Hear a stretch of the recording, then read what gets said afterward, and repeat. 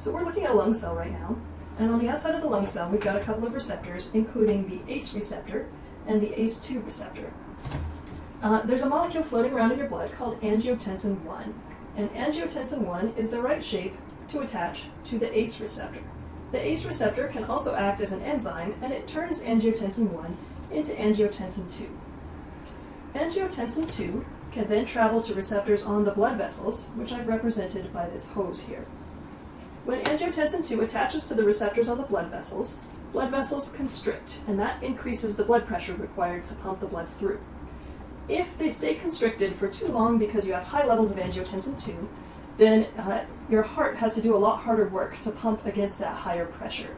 It's called hypertension when you have long-term high blood pressure, and ultimately it can contribute to heart disease and damage the heart and decrease your life expectancy. So having high levels of angiotensin 2 for too long is a bad thing.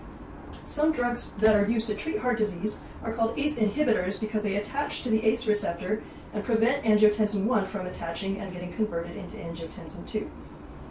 Now, ultimately, this other receptor, ACE2, that I did my project on, does the opposite. So it actually attaches to angiotensin 2 and breaks it up into two other molecules, which are known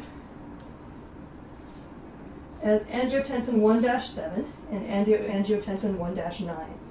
I had a harder time finding information about these because it seems like they're more recently discovered. But angiotensin 1-7, it turns out, can attach to this receptor called MAS, which is located on heart cells.